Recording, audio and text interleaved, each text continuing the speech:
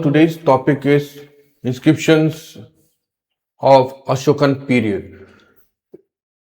This is a map showing the major places where Ashokan inscriptions were found.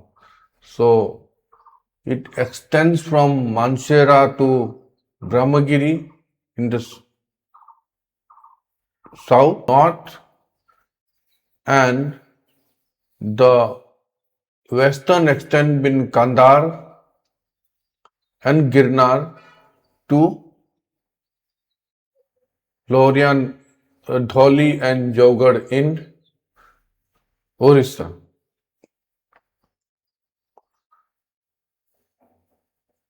So here, these are the places where the edicts of Ashoka were found. So Ashokan edicts were found in the present India, Pakistan and Afghanistan. The earliest Indian inscriptions that have yet been discovered are the edicts of Ashoka. These are of two distinct classes, which are generally known as rock inscriptions and pillar inscriptions, to which may be added a few cave inscriptions in Bihar and Orissa. So broadly, we have three classes of inscription, that is rock inscriptions, pillar inscriptions and cave inscriptions. The rock edicts. The above term is meant to comprise the existing version of well-known 14 edicts and two separate edicts, which are Dholi and Jaugarh versions. Substitute of edicts 9 to 12, it does not include the minor rock inscriptions. It are basically rock edicts or the rock inscriptions. Apart from the rock inscriptions or the rock edicts, we also have pillar edicts belonging to Ashokan period. The pillar edicts, this term is meant to comprise the Ashokan inscriptions on the Delhi Topra pillar and on the 5 other pillars which bears 6 of the 7 edicts inscribed on it. The minor pillar inscriptions will be treated separately in the third part. The Queen's Edict and the Koshambi or the Koshambi Edict, however, are included in the second part because they are inscribed on a Allahabad Koshan column, which bears also 6 of the chief pillar edicts. So, the principal pillar edicts are the Delhi Topra pillar, the Delhi Meerut pillar, 3 and 4, the Loria Araraj and Loria Nandangarh pillars, the Rampurwa pillar, the Allahabad Kosam pillar. The Allahabad Kosam pillar is the original inscription of Ashoka. The first 6 edicts, the original inscriptions of Ashoka, which number A, the first 6 edicts of Delhi Tepra pillar, B, the so-called Queen's Edict to the right of 2, the so-called Kosambi Edict above B. So the Allahabad Kosam pillar can be, in the same pillar we have seen many edicts. Second, the inscription of Maharaja Dhiraja Samudragupta below. Okay, we have in the Allahabad Kosam pillar, we also have an inscription of Samudragupta. There is an interlineation in Nagari character, and in the same pillar we have an inscription of Emperor Jahangir also. Minor pillar inscriptions. The minor pillar inscriptions are found from the Sanchi pillar, of course found in Sanchi, the Sarnath pillar from Sarnath, the Ruminde pillar and Nigali Sagar pillar from a Nepal Terai region. Minor rock inscriptions. The Rupnath rock inscription, the Sahasram rock inscription, the Bairat rock inscription, the Calcutta Bairat rock inscription preserved in Calcutta, in Asiatic Society of Bengal building, the Maski rock inscription from Karnataka, and the 678 is the rock inscription of the Mysore state. These three rock inscriptions, 678, these three records, which resembles the Rupnath, Sahasram and Bairat and Maski edicts, but add to them a second edict was discovered. The number 9, the Baraba Hill cave inscription. According to the second and the third Baraba inscription, the name of the Baraba Hill was then Khalatika. Both the first and second inscription of King Devanampiya and the three Nagarjuni inscription of Dasharatha specify as Dhonis the monks of the Ajivaka sect.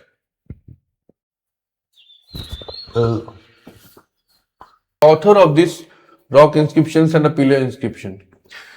The king at whose order the rock and the pillar edicts engraved gives his name or title in various Prakrit forms, of which the Sanskrit would be Devanampiya Piyadashi Raja. The Maski rock inscriptions open with the genitive case Devanampiya Ashoka.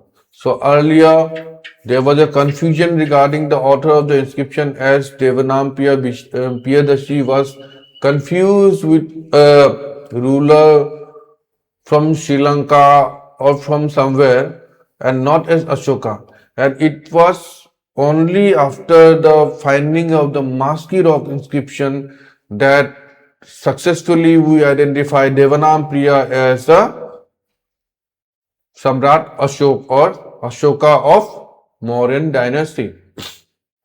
On the Sarnath pillar and in the Rupnath, Sahasram, Bairat and the three Mysore rock inscription who have only Devanam Priya. So other inscriptions already mentioned about only Devanam Priya and not Piyadashi or Ashoka. So there was a confusion regarding the identification of the individual in those inscription, and it was only solved after the finding of the Maski rock inscription, as the Devanampiya is just a title and not the name of any ruler belonging to that time. There remains the Calcutta Bairak rock inscription and the three Barabar Hill inscriptions. In the former, the king styled himself Priyadarshi Raja and the three others Raja Priyadarshi. In the Calcutta Bairat record, the king shows a strong interest in Buddhism. So from the Bairat inscription only we find his inclination towards Buddhism. The etymological meaning of the term Devanampiya is dear to the god, which all the ancient king confer to themselves as beloved of king or the shadow of the god kind of title, so that the legitimacy can be ascertained over the throne. The great decipherer of the old Brahmi alphabet, James Prinsep, at first ascribed the edicts to Devanam Priya Tisha of Ceylon. So initially the Devanam Priya Priyadarshi was confused with the Devanam Priya Tisha of Ceylon. This is of course impossible because we know now that the author of the edicts called himself King of Magadha and he resided at Patliputra. So now those cloud of confusion has been removed and we have successfully identified the king Devanampiya Priyadarshi as the Emperor Ashoka. And the other attributes like being a king of Magadha and residence at Patliputra goes completely in favor of King Ashoka without any doubt. The historical tradition of India, Ceylon, Burma is unanimous in naming as the founder of the Mauryan dynasty Chandragupta and as his two immediate successors Bindusara and Ashoka. The pseudo-prophetic account of the Puranas runs thus. Now, so in all the tradition are agree in one point that the founder of the Mauryan dynasty was Chandragupta. Kautilya or Chanakya will establish King Chandragupta in the kingdom. Chandragupta will be the king, 24-year king for 24 years, Bindusara 25 years and Ashoka 30 years. So this is the words of the Purana. According to Deepavamsha, Chandragupta reigned 24 years and Bindusara's son Ashoka 37 years. So there is a slight discrepancy in his years of reign between Puranas and Deepavamsha. However, the discrepancy is minuscule and can be ignored. The Mahavamsha states that the Brahmana Chanakya anointed Chandragupta Maurya and that uh, the Chandragupta reigned 24 years. His son Bindusara. Mahavamsa states that Brahman Chandragupta appointed the Maurya Chandragupta and that the Chandragupta reigned 24 years and his son Bindusara 28 years and Bindusara's son Ashoka 37 years. Here's certain convergence, certain similarity is found between Deepavamsa and Mahavamsa as both are basically a Buddhist text.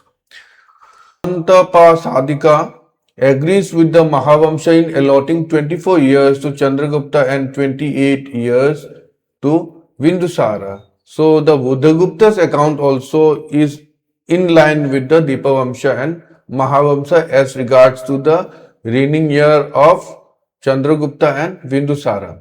The Burmese tradition assigns 24 years to Chandragupta and 27 years to Bindusara.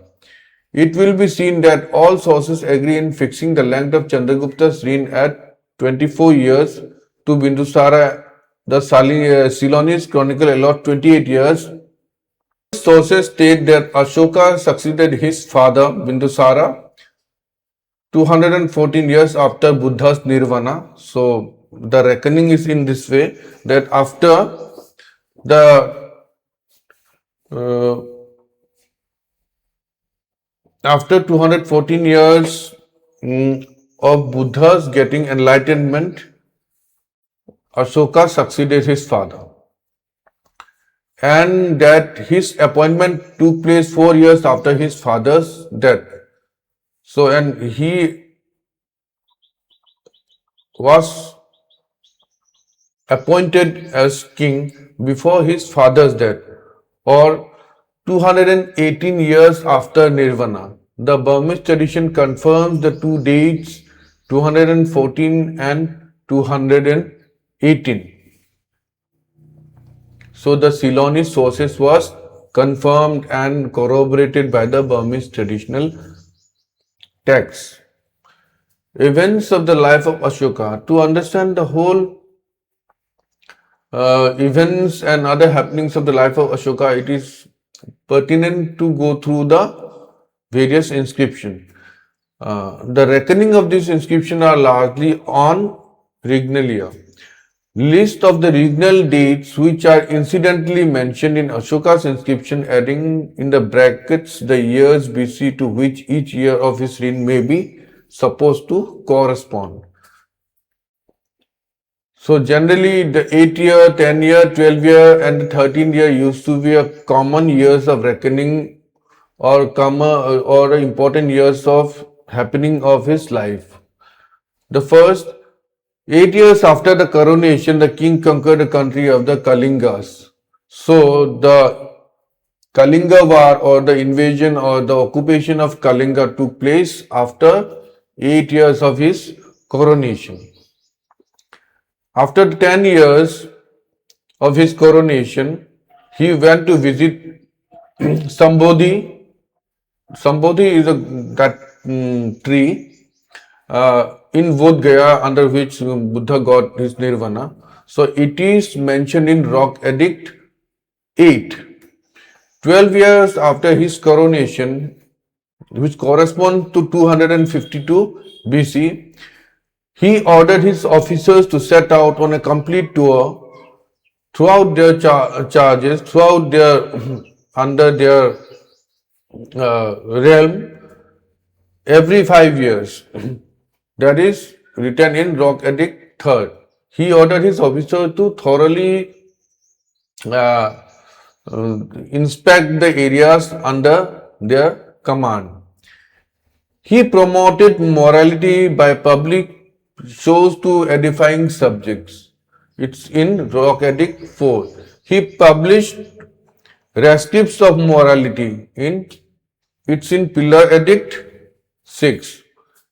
And he gave 2 caves to Ajivakas, 2 of the Barabar Hill cave inscriptions. So he donated or he attributed 2 caves to the followers of Ajivaka sect in the Barabar Hills.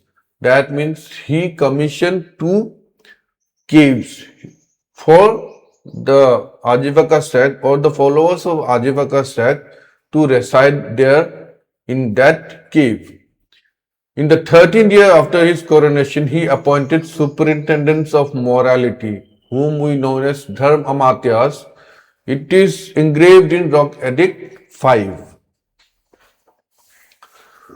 In the 14th year of his reign, or 14th year after the coronation, corresponding to 250 BC, he enlarged the stupa of Konakamana to the double of its size, and it is engraved in Nigali Sagar pillar inscription.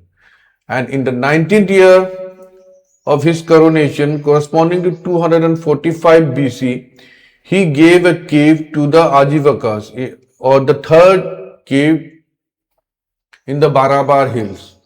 It is engraved in the cave inscription that is in the cave at the Barabar Hill. In the 20th year, after the coronation, he visited the Buddha's birthplace at Lumbini, also known as Lumbini, and the stupa of Konakamana. He again was visiting, and it is engraved in Romande and Nigale Sagar pillars. In the 26 years after the coronation in 238 BC, he issued the Pillar Edicts. The Pillar Edicts 1, 4, 5 and 6. He commissioned these 4 Pillar Edicts. In the 27th year of his reign or his coronation, in 237 BC, he issued the Delhi Tepra Pillar Edict, which is the edict number 7.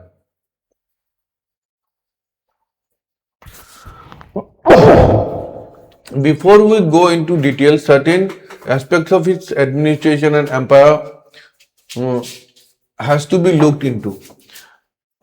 His capital was Patliputra, corresponding to modern day Patna.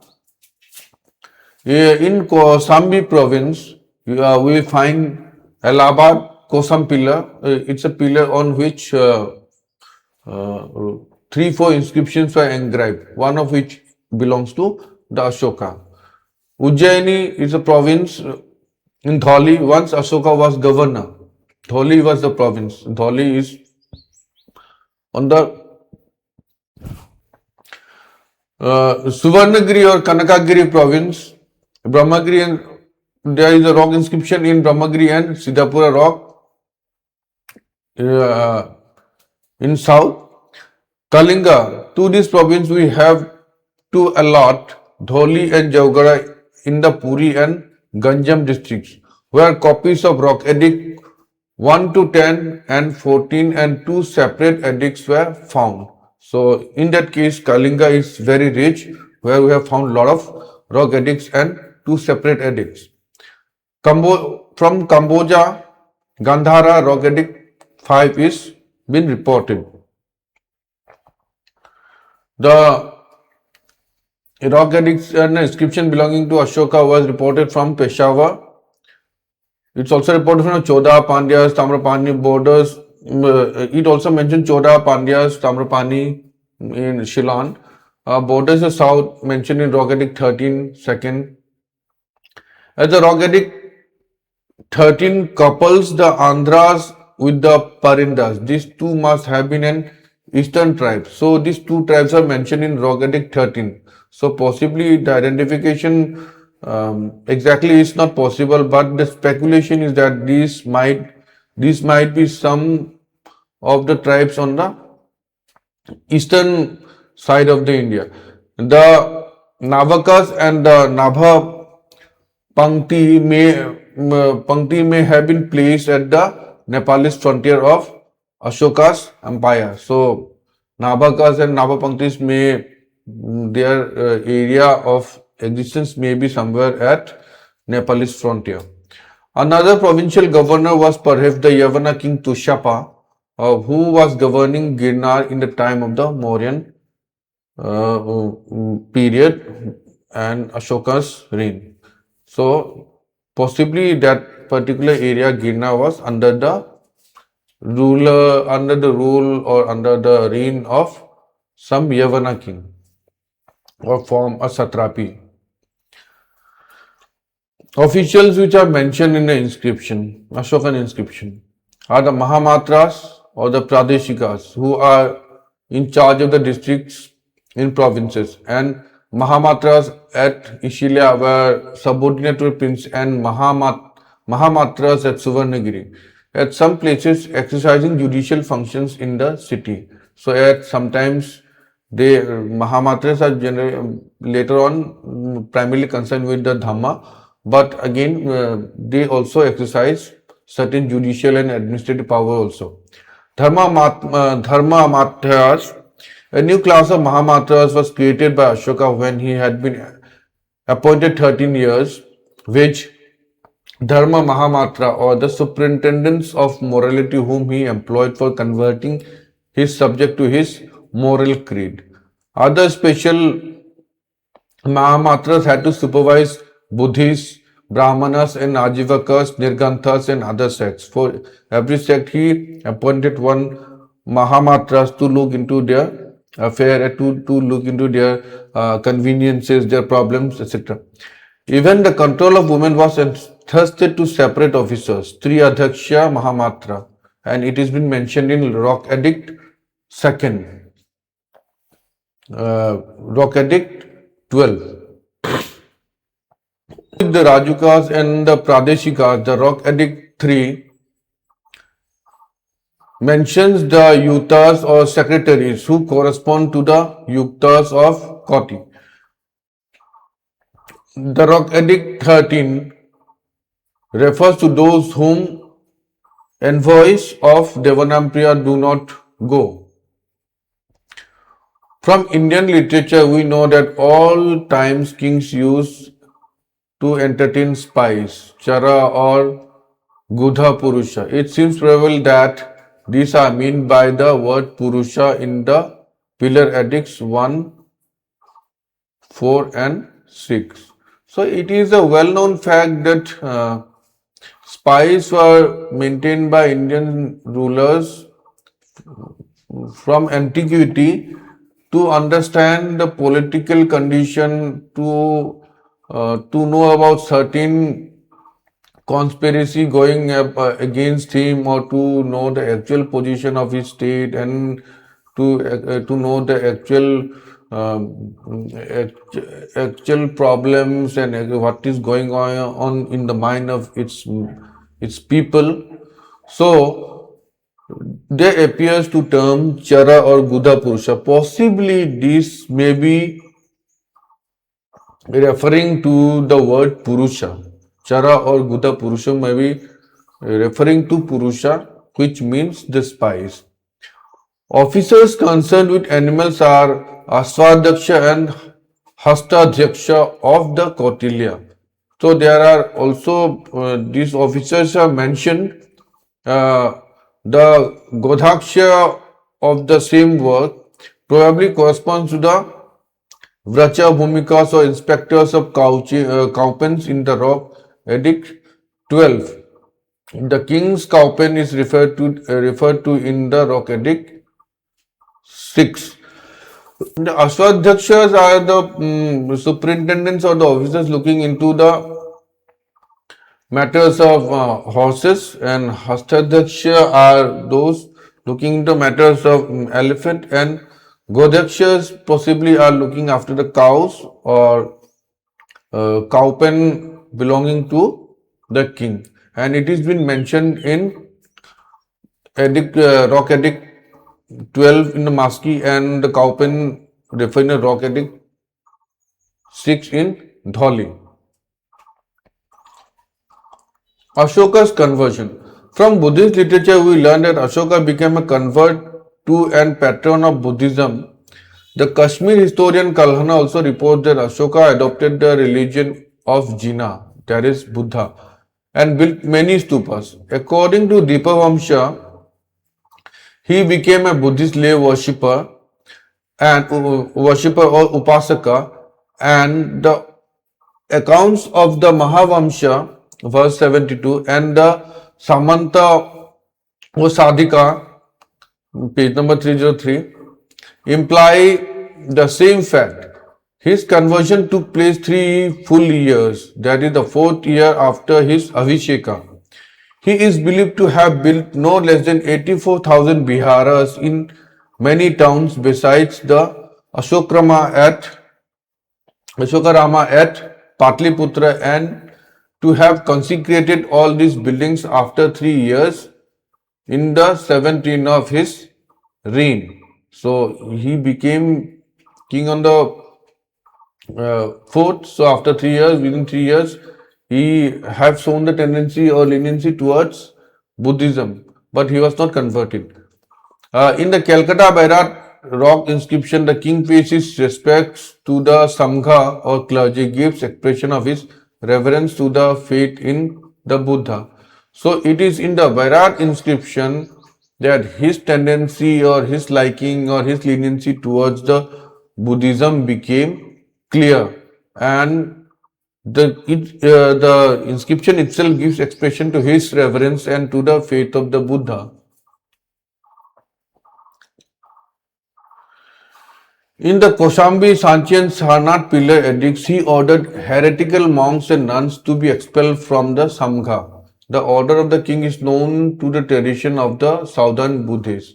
So in these places, in these pillar edicts, he ordered those heretical monks who were doing something wrong and which are not in line with the Buddhist philosophy and Buddhist teachings. He expelled them, he evacuated them from those places, and this fact is well known in the traditions of the southern Buddhists, and the southern Buddhists were aware of this thing. The Rock Edict 8 states that when he had been appointed 10 years, he paid a visit to Sambodhi. So basically it was mentioned in Nigali Sagar that after becoming king on the 10th year, he paid a visit to Sambodhi, to the Bodh Gaya, the place where the Buddha had attained his nirvana. Ashoka's visit to Lumbini Vana, confirmed by the Rumende pillar, which was erected by him when, having been appointed 20 years, he came himself to village of Lumbini and worshipped the spot where the Buddha was born. So, or the pillar edict testifies his coming to the Lumbini village, a sacred place in Buddhist philosophy and Buddhist cult, because the Buddha was born there. The Nigali Sagar pillar records that when he had been appointed 14 years, he enlarged the stupa of the Buddha Konakana or Konakamana into the double of his original size, and that when he had been appointed 20 years, he came himself and worshipped that spot. The Nigali pillar record that his on the 14th year of his becoming king, he enlarged the stupa.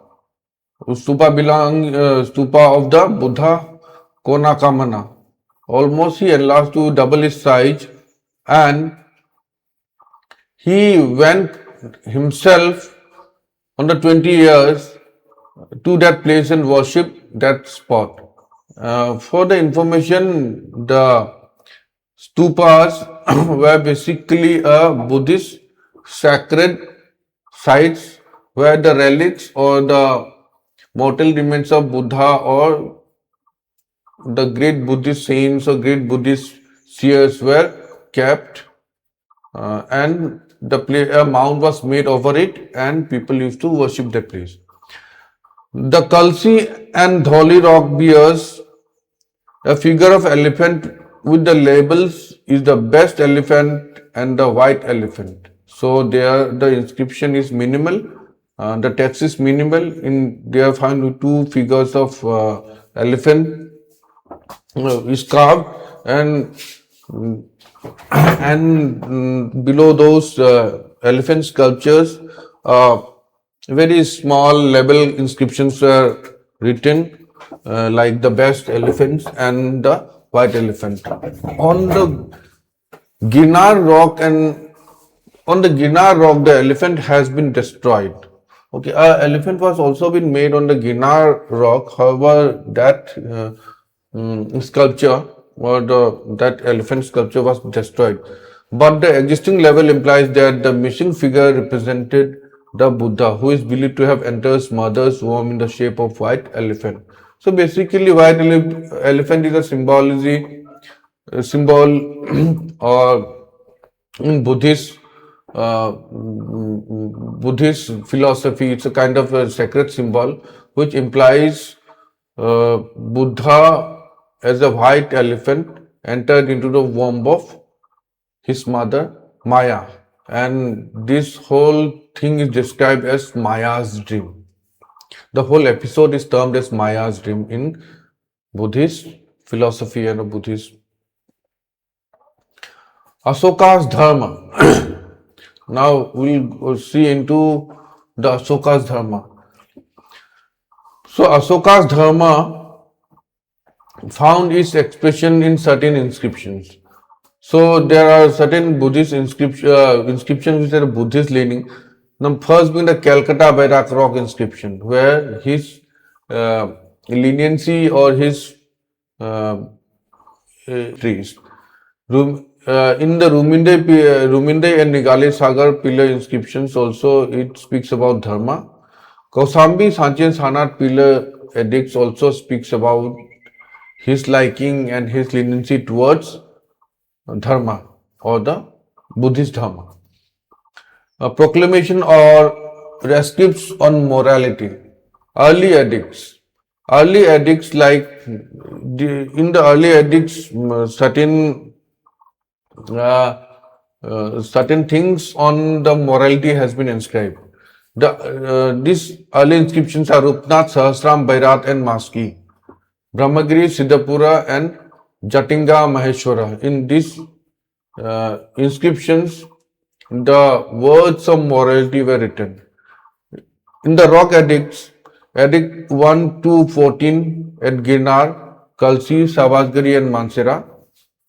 Edicts 1 to 10, 14 and two separate edicts at Dholi and Jogra also speaks about the morality. As regards to pillar edicts, the edicts 1 to 6 at Delhi Meerut, etc. and edicts 1 to 7 at Delhi Topra speaks about the morality. The donative inscription, Barabar Hill keeps inscription, and secondly the Queen's Pillar edict. So the Barabar Hill inscriptions details about his donation of those later three caves to the Ajivaka sect. So it is kind of donative in nature. The five rock inscription hitherto known present us with five different texts of the same series of edicts which were published by Ashoka in the 10th and 12th years of his reign, or in 253 and 251 BC. These five inscribed rocks have been found at far distant places, of which four are on the extreme eastern and western borders of India, thus showing the wide extent of Ashoka's rule as well as the great care which he took about the promulgation of his edicts and in the most remote part of his dominion. However, again, the presence of Ashokan edicts give us thought into his empire, on the extension of his empire, because why somebody will erect a pillar or erect an inscription in a dominion not belonging to him. So possibly all these regions, all these dominions were under his control, and he wanted his people to follow those moralities, later on Buddhism, so that these pillar inscriptions or the rock inscription are placed on these places, so that his morality and his dhamma get a spread. The five famous rocks on which these edicts are engraved are at the following places. One, Sahbazgari at Sahbazgari in Usupzai district, 40 miles east of the northeast of Peshawar, and 25. This is the location. So basically, it is in modern day Pakistan. Second is the Kalsi. Kalsi is in the western part of UP, or what you say, it's on the bank of Yamuna, modern day UP. The third we'll find in Girnar in Junagadh in Gujarat. The fourth we'll find in Dholi, it's in Cuttack, in modern day Orissa. And the fifth is found in Ganjam. Okay, so Ganjam district, possibly it's in modern day Andhra Pradesh.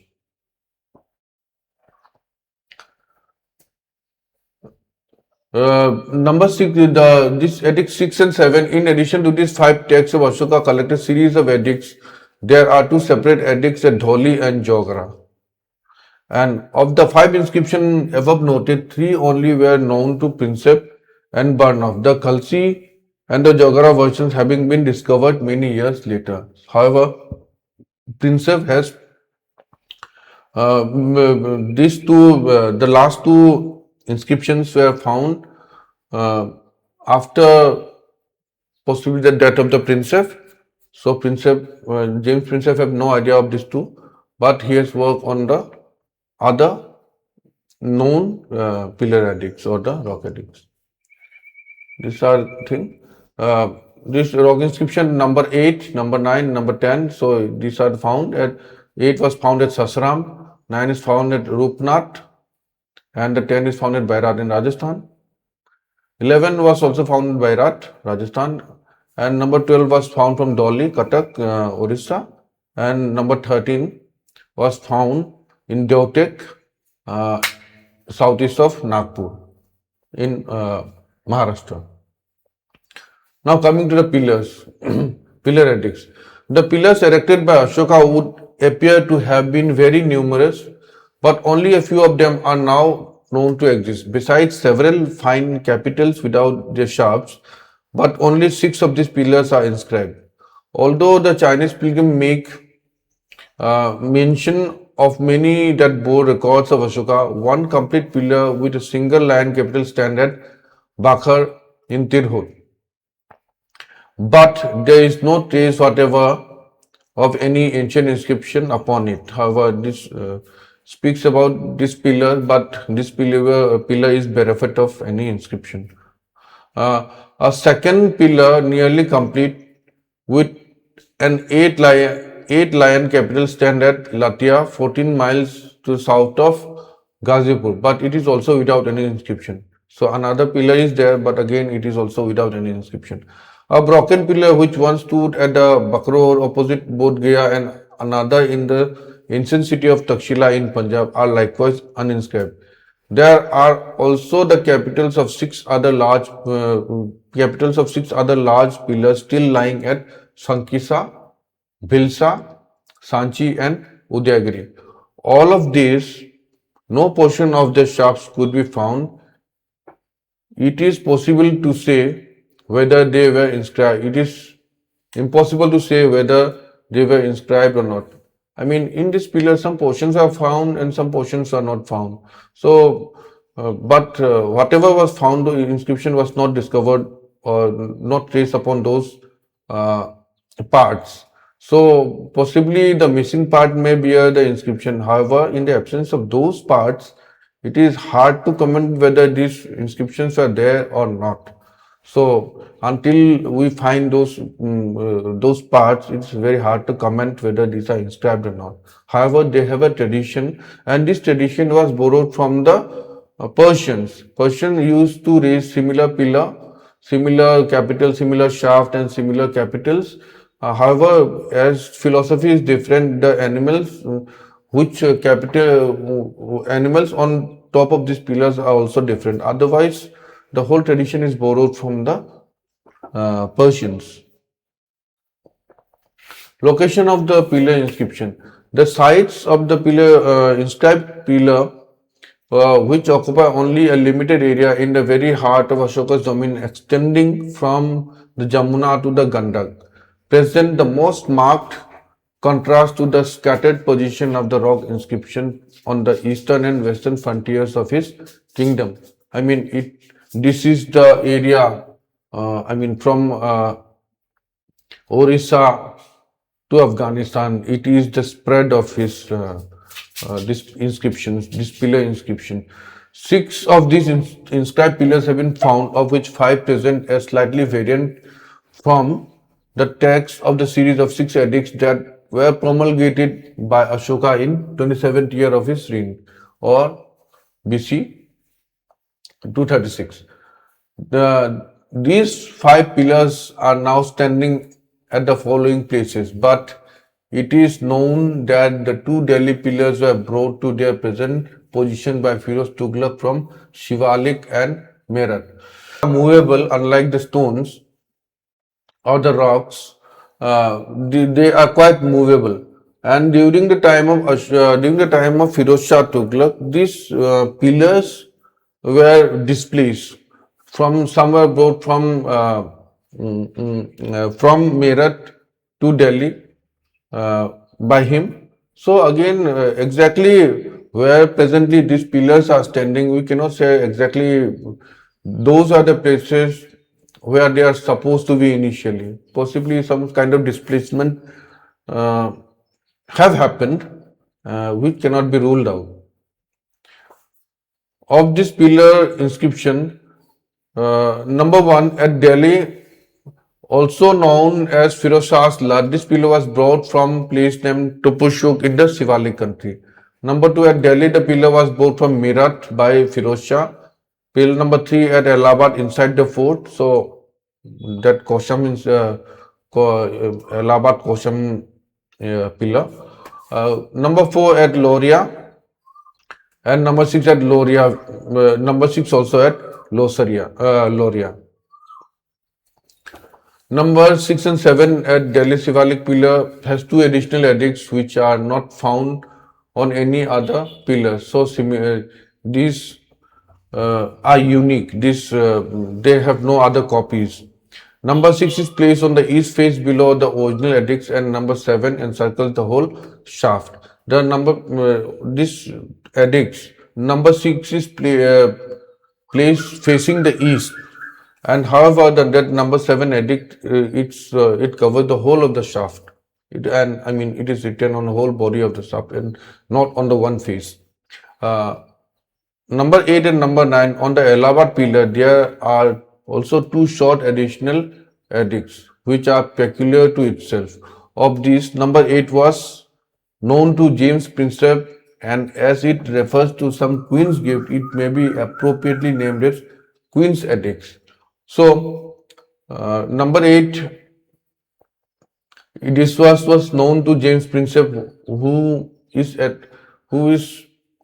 attributed to be deciphered the Brahmi script, and he is the one who deciphered the Brahmi script. Now, this pillar edict number 8 was known to them. However, on the pillar number 9, pillar edict 9, it mentions about some queen's gifts. That's why this edict is named as Queen's Edict. The question, the same pillar number 9 edict may be called as Kosambi Edict, as it addressed to the rulers of Kosambi, a famous ancient city, the ruins of which still exist on Jamuna 30 miles above Allahabad. Now, this this edict is also known as Kosambi Edict. This may be called the Kosambi Edict, as it is addressing the some rulers of Kosambi. So this pillar is also known as Allahabad Kosam pillar, also is known as Queen's Edict. The pillar number 10 edict, the pillar inscription is a short mutilated record on a fragment of a pillar lying beside the great Sanchi Stupa near Bhilsa. Ashoka mentioned. Ashoka, the generally acknowledged author of this inscription, was the third prince of the Mauryan dynasty and the grandson of Chandragupta, who was happily identified by Sir William Jones with the Chandrakottas, the contemporary of Seleucus Nicator. Chandragupta reigned 24 years, his son Bindusara reigned 28 years, and Ashoka reigned 37 years and died in 226 BC. Here is the James Prinsep summary of the contents of the edicts. The first edict prohibits the sacrifice. The first edicts prohibit the sacrifice of animals bought for food and in religious assemblies, and enjoins more attention to the practice of this first of Buddhist virtues than seems to have been paid to it even by Raja himself, at least prior to the 16th year of his reign. Second, the second edict provides a systematic system of medical aid for man and animals throughout Priyadashi's dominion, and orders trees to be planted and wells to be dug along the sides of the principal public roads. The third edict enjoins a quinquennial humiliation, or if we read the word by the alteration of Y to S, and Anusasanam, the republication every 5 years of the great moral maxim inculcated in the Buddhist creed, which honor to father, chastity of kindred and neighbor, and to the priesthood, whether Brahminical or Buddhistical, humanities to animal, keep the body in temperance and the tongue from evil speaking. And these precepts are to be preached to the flock by their pastors with argument and example. This edict is dated after the 12th year of Priyadashi's inauguration. This edict was dated on the 12th year of his reign, in which all these precepts of Buddhism was mentioned. The fourth edict draws a comparison between the former state of things, perhaps lawless and uncivilized, and the state of regeneration of the country under the ordinances of the beloved king. The publication of the glad tidings seems to have been made with unexampled pomp and circumstances, and posterity is invoked to uphold the system. This edict is dated in the 12th year of Priyadashi. The fifth edict, after the exordium, not very intelligible, proceeds to record the appointment of ministers of religion and most strictly missionaries, and enumerates many of the countries to which they are to be deputed for the conversion of young and old, the rich and the poor, the native and the foreigner. Many highly curious points, especially as to geography, call for notice in this edict, wherein for the first time the name of the celebrated city of Patliputra is made known to us in the ancient character. The sixth uh, edict speaks about the appointment like the manner appointment in like manner Pative Dakas, informers, or perhaps more properly, custodes morums, custodes morum who are to take cognizance of the conduct of the people in their meals, their domestic life, their families, their conversation, their general deportment, and their disease. It also nominates magistrates or officers for punishment if the word antiyayika may be so understood, so that in this edict we have glimpse of the excellent system of moral administration for which the Greek and Persian historians give credit to our monarch, and we find it actually not very different from that followed 20 centuries later by ourselves. For we too have our judge and our magistrates, and further, our missionaries are spread abroad among the people to drown them with the overflowing truths of our Dharma, to release them from the fetters of sin and bring them into the salvation which passeth understanding. This is not an order but an earnest desire on part of the king that all the diversities of religious opinion may be obliterated, that every distinction in rank and in taste may be harmonized into one system of bhava shuddhi, that peace of mind or response of conscience which proceeds from knowledge, from faith and entire assent. The eight edicts contrast the mere carnal amusement patronized by uh, former Rajas with the more harmless and pious enjoyment prescribed by himself. The Dhammayatra or the Sanskrit Dharmayatra, the festival of religion, uh, is thus set in opposition to the Viharayatra or the festival of amusement, and it is stated to consist of the visits to holy places, in almsgiving, in respect to elders and similar praiseworthy sources of rational gratification. The edict is dated in or rather after the 10th year of Piyadasi's reign. So this is a kind of timeline of this Piya Edict 8, where it is speaking about speaking about Dharma Yatra, to go into pilgrimage, to look into the condition of the people, to understand the religion, and not the Vihara Yatra. Vihara Yatra is it's travel for amusement or for fun, for merrymaking. So it is the king asked people to replace Vihara Yatra with Dharma Yatras. The ninth edict continues the thread of the same discourse by expatiating on the sources of the true happiness, not such as the worldling seeks in marriage, in rearing children, in foreign travel, and such things, but the dharma mangalam or the happiness of virtue, which displays itself in benevolence to dependents, reverence to one's pastors, uh, in peace with all men, abundant charity, and so forth, through which alone can the blessings of heaven be propitiated. Now, the ninth edict speaks about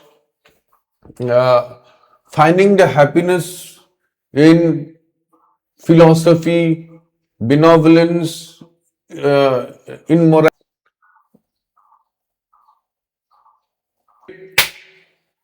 The 11th edict is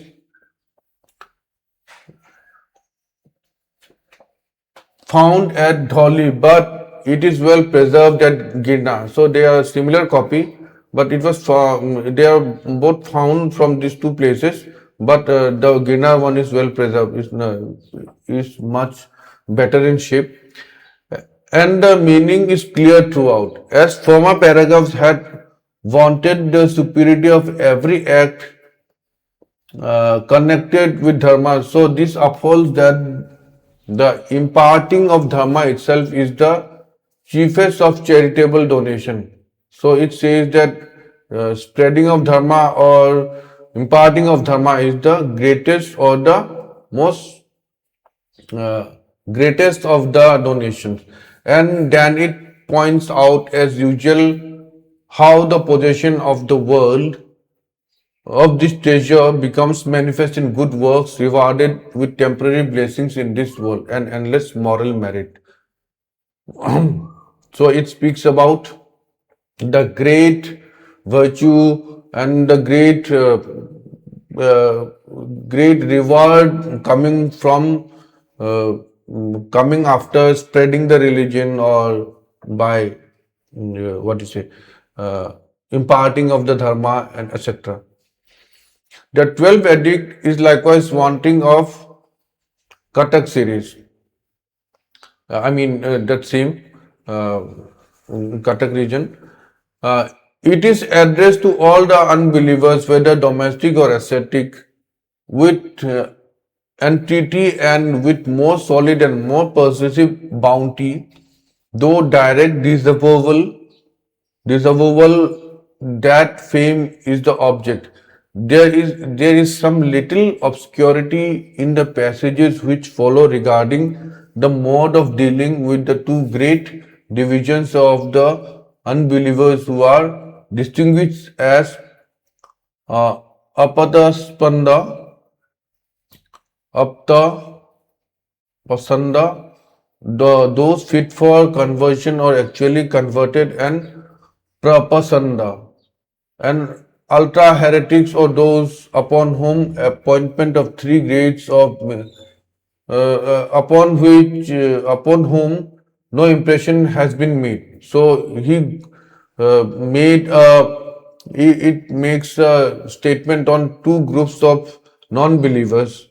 One is those who are fit for the conversion and who have kind of potential to getting converted, and secondly of those who cannot be converted and who are not fit or who cannot be converted. Concluding paragraphs informs us of the appointment of three grades of minister: Dharma Mahamatyas, uh, Steria Mahamatyas, and subordinates. So, for the purpose, three officials were identified: Dharma Matyas, Steria Mahatmas, and certain group of officials who are under their command or who are the subordinates in the congregational ceremonies karmika, thus placing the religion upon firmer basis, promoting conversion to it and enhancing its attractiveness among the people.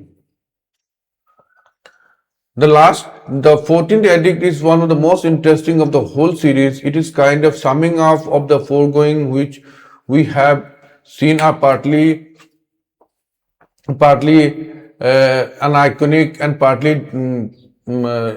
partly laconic and partly diffuse, but the whole is said to be complete itself.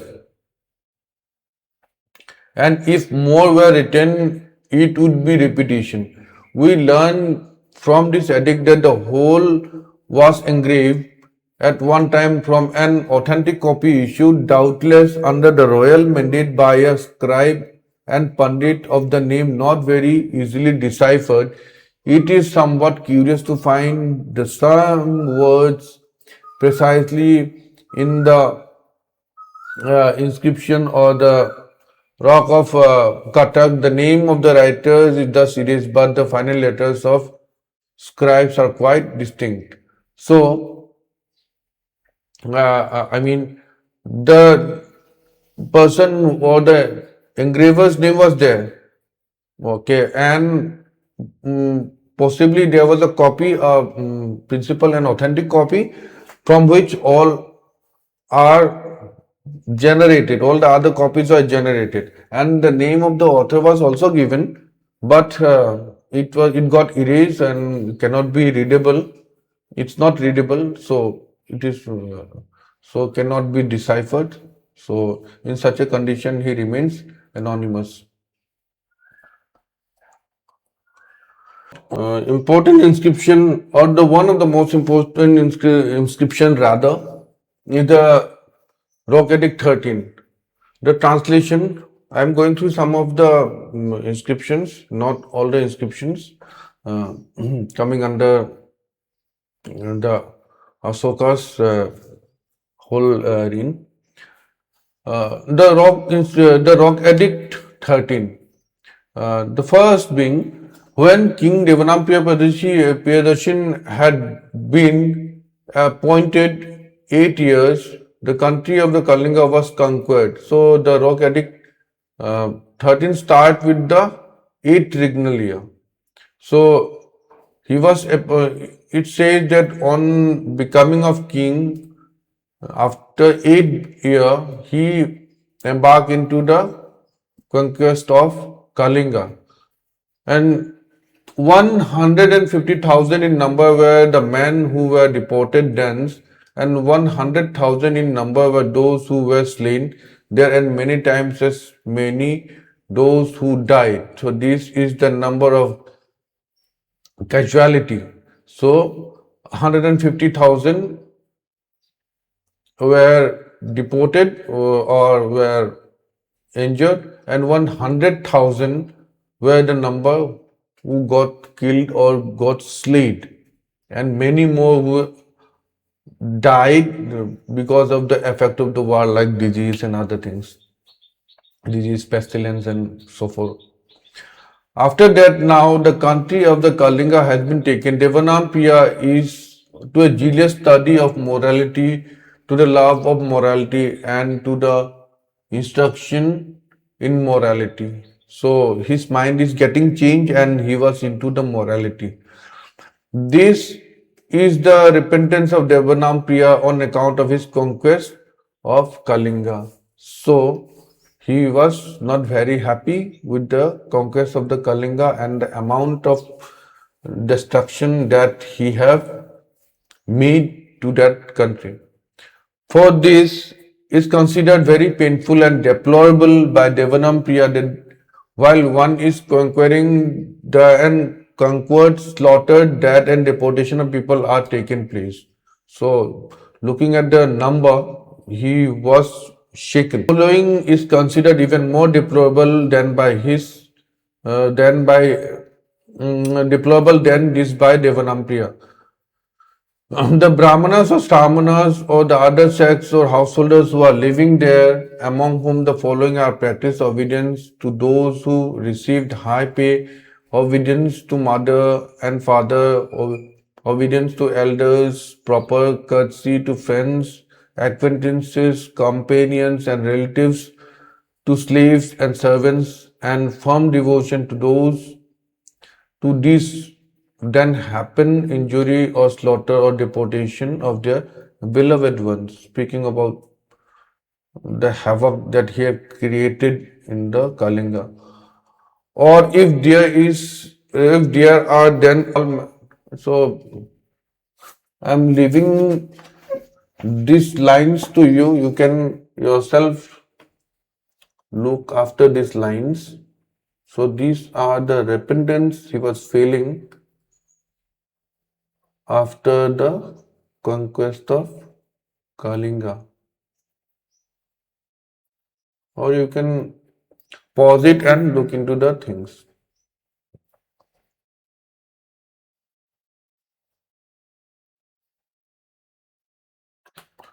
Another inscription is the Maski Rock inscription. The Maski Rock inscription, as we have already discussed in the beginning, that it was the inscription in which the name Ashoka appears. So with this inscription, the whole confusion of the identification of Devanampiya Priyadarshan was solved.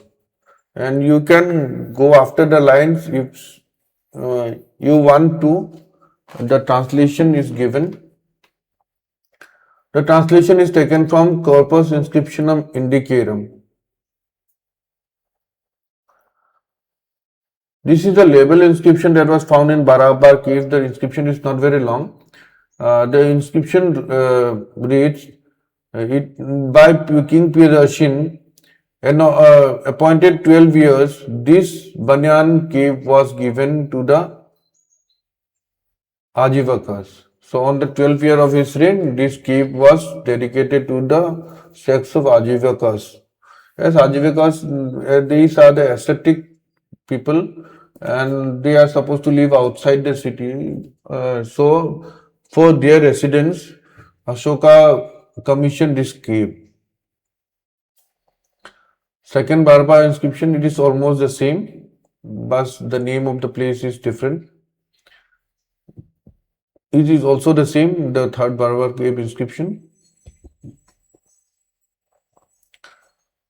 I am giving you that idea. I am giving you this, leaving you with the Sarnath pillar inscription. It is written there. Patliputra was mentioned, Devanampriya Priyadashi was mentioned, Samgha is mentioned. So here it's basically a Buddhistic kind of inscription. Rumende pillar inscription, again living with this, you can pause or take a screenshot. And so Bairat and Bhabru inscription. Bairat is a place in Rajasthan. So this possibly was on the 9th regnal year. It belongs to where his inclination towards the Buddhism was seen. So you can go through the line number E. The following exposition of dharmas, the Vinay Samuksha, Alya Vasas, Anagda Vasyas, Muni Gathas. So it speaks about the 5 books that 7 books read by the Buddhists, and these 7 books I have given it in a bold, namely the Vinay Samuksha, Alya Vasas, Anagata Bhayas. Anagata Bhayas means those threats which are not been visualized. Muni Gathas, the story of the Munis, Monia Sutta, and Upasita Pasina, and Laghulo Vada, which was spoken by and blessed by Buddha concerning falsehood. In the same way, both laymen and laywomen should act. So this is, you will see the Buddhistic leniency. Quick notes before we conclude. The major rock edict 13 is the longest and most detailed. It recounts the Kalinga War devastation and marks Ashoka's shift from military conquest to Dharma Vijay. So it is basically his turning to Dham Ashok from Chand Ashok. It also mentioned 5 contemporary Greek kings, providing a rare chronological link to global history. The Maski Minor Rock Edict is crucial for identifying the author. Before its discovery in 1915, the inscription was attributed to Devanampiya Dasi. This edict explicitly paired the title with the name Ashoka, that is Devanampiya Ashoka. Sarnath Pillar Edict. Historically significant as its lion capital became the national emblem of the India, the inscription itself is a systematic warning against causing division in the Buddhist Samgha. Lumende or Lumbini pillar inscription, located at the birthplace of Buddha, it records Ashoka's visit and his decision to exempt the village from certain taxes. It is in this regard, it is important. Kandahar bilingual inscription, written in Greek and Aramaic, it demonstrates the international reach of Ashoka's Dhamma's policy towards his noteworthy Hellenistic neighbors. And the Bhabru Edict, the only inscription where Ashoka openly declares his conversion to Buddhism and lists specific Buddhist scriptures for the clergy to study. It has been damn tiring and it's been so long. So thank you for listening to me and thank you for your patience. Thank you.